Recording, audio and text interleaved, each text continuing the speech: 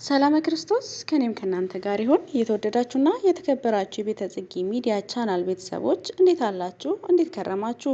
እንኳን ለታላቁ አብይ ጾም 7ኛ ሳምንት በሰላም አደረሳችሁ። ይህ ሳምንት በቤተ ክርስቲያናችን ስርዓት ኒቆዲሞስ ተብሎ ይጠራል።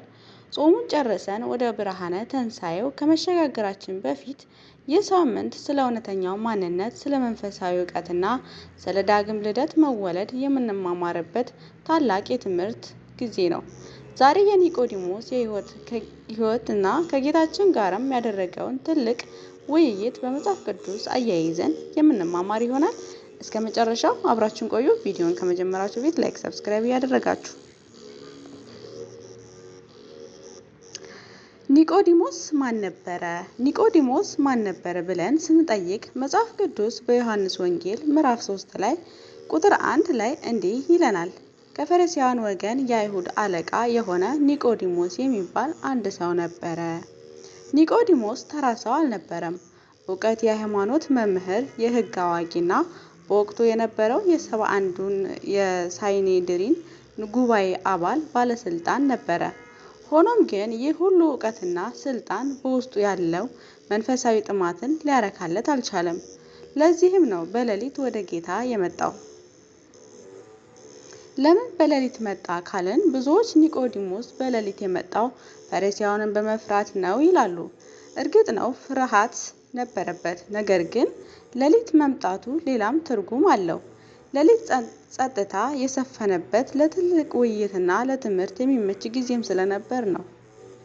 ኒቆዲሞስ ለጌታችን የነገረው የመጀመሪያው ንግግር የእውቀት ንግግር ነበረ። መምህር ሆይ፣ እግዚአብሔር ከእርሱ ጋር ካልሆነ በቀር አንተ የምታደርጋቸው እነዚህ ምልክቶች ሊያደርግ የሚችል የለምና መምህር ሆነ ከእግዚአብሔር ዘንድ እንደመጣህ እናውቃለን። ዮሐንስ ምዕራፍ 3 ቁጥር 2። እዚህ ጋር ልብ በሉ። ኒቆዲሞስ አውቃለሁ ሳይሆን እናውቃለን ነው ያለው። ይህ የሚያሳየው በወቅቱ የነበሩት ብዙ መሪዎች የክርስቶስን መምህርነት ቢያውቁም ስልጣናቸውን ፈርተው ሳይመጡ ሲቀሩ፣ ኒቆዲሞስ ግን በእውነት ፍለጋ መገስገሱን ነው። የዳግመኛ መወለድ። ጌታችን ለኒቆዲሞስ የሰጠው መልስ ግን እጅግ አስገራሚ ነበረ። ኒቆዲሞስ ስለ ተአምር ሲያወራ፣ ጌታ ግን ስለ መንግስተ ሰማያት ነገረው። እውነት እውነት እላችኋለሁ፣ ሰው ዳግመኛ ካልተወለደ በቀር የእግዚአብሔርን መንግስት ሊያይ አይችልም። ዮሐንስ ምዕራፍ 3 ቁጥር 3 ላይ። ኒቆዲሞስ ሰው ከሸመገለ በኋላ እንዴት ሊወለድ ይችላል ብሎ በስጋዊ አእምሮ ጠየቀ። ጌታችንም ሚስጥሩን እንዲህ ሲል ገለጠለት። እውነት እውነት እልሃለሁ፣ ሰው ከውሃ ከመንፈስ ካልተወለደ በቀር ወደ እግዚአብሔር መንግስት ሊገባ አይችልም። ከስጋ የተወለደ ስጋ ነው፣ ከመንፈስ የተወለደ መንፈስ ነው። ዮሐንስ ምዕራፍ 3 ቁጥር 5 እስከ 6። ይህ ለኛ ምን ያስተምራል ስንል ጥቅስ የሚያሳየው ክርስትና የሥነ ምግባር ለውጥ ብቻ ሳይሆን መውለድ መሆኑን ነው። በጥምቀትና በመንፈስ ቅዱስ ታድሰን አዲስ ፍጥረት መሆን እንዳለብን ያስረዳናል። የኒቆዲሞስ ከጨለማ ወደ ብርሃን። የኒቆዲሞስ ታሪክ በዚህ አያበቃም። መጀመሪያ በሌሊት የመጣው ኒቆዲሞስ በኋላ ላይ ግን በግልጽ ቆሞም ጀመረ። በዮሐንስ ወንጌል ምዕራፍ 7 ላይ ፈሪሳውያን ጌታን ያለ ፍርድ ሊፈርዱበት ሲሉ ኒቆዲሞስ ተነስቶ ሕጋችን አስቀድሞ ከእርሱ ሳይሰማ ማንስ እንዳደረገ ሳያውቅ በሰው ይፈርዳል? ዮሐንስ ምዕራፍ 7 ላይ ቁጥር 51 ላይ በማለት ተከራክሯል።